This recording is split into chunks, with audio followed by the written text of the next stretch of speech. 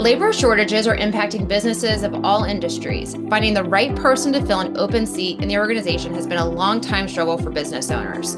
Add on the impact of COVID, employers have to step up the recruiting game to retain and attract the best and the brightest. In this episode, Michael Einbinder with Einbinder and Dunn and the Rawls Group succession planner, Jeff Bannon, discusses strategies successful multi-unit franchisees have used to retain and attract top talent.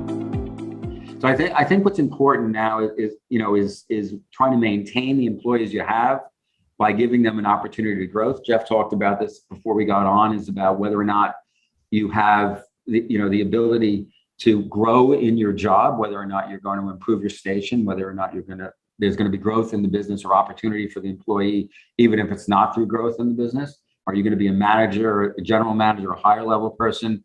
Are you going to work in operations? What are you going to do? What's going to be your path? So give them an incentive to stay, and that financial incentive to stay. And for some people, give them an incentive to work remotely, although I think that has an impact or a negative impact in some businesses on the culture of the feeling of being part of something that changes if you're working remotely. There are so many cross currents here that it's almost impossible to judge the right, or feels like it is anyway, to judge the right mix of incentives to keep people. Money is great, growth and improvement in your station is great.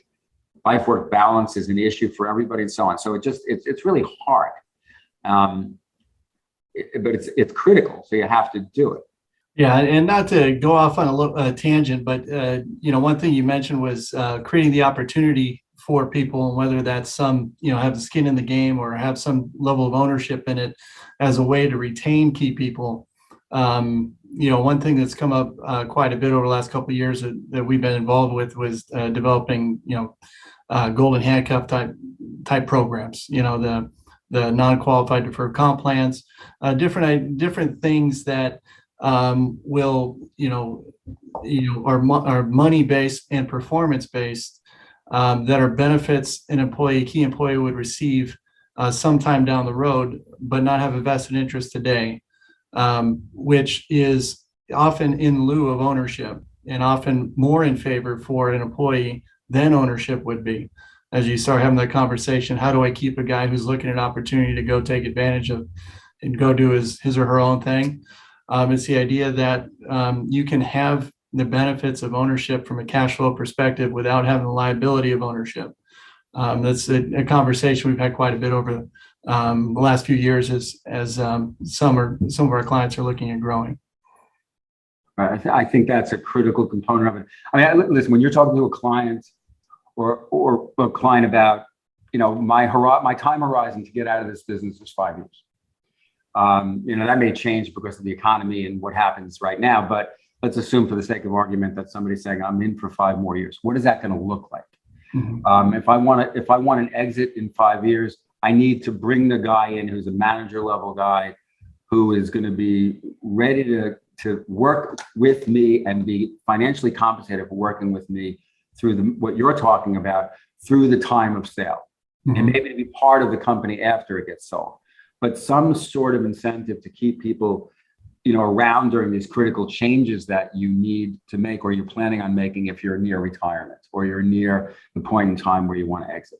All that stuff is just essential. And it doesn't have to be about something I'm going to do in 6 months or a year. It can be something I'm going to do in 5 years, and then get the guy trained, get the person that you're hiring in the right place to do what has to be done to help me work through, or help the client work through all the parts of the sale of the business and straightening out whatever problems there are in the business to get it ready to be sold. Yeah. And I add that, coming full circle to Kendall's question, is to say, that type of approach or that thought process really does hit on both aspects. One, of protecting the business. If your time frame was 5 years and something happened in year one, you've got someone there who understands, who's locked down, is not going anywhere. Or if you're thinking about growing in the next several years, you've got someone who's completely invested in the future of the company and is going to be all on board for the growth part. Although there are many unknowns about the future, business succession planning positions you to take advantage of opportunities the marketplace creates. By proactively addressing possible, probable, and potential issues, you create many options at your fingertips. Do you have a question you want to discuss with an expert? Feel free to reach out directly to Michael or Jeff at the email addresses listed on the screen. This is only one out of our 5-episode series focused on succeeding despite economic uncertainties. Continue listening to the series now or come back for more. Each topic featured may want you to learn something new. Succeeding Despite Economic Uncertainties is a part of the Rawls Group's Advancing Your Business, People, and Legacy Conversation series.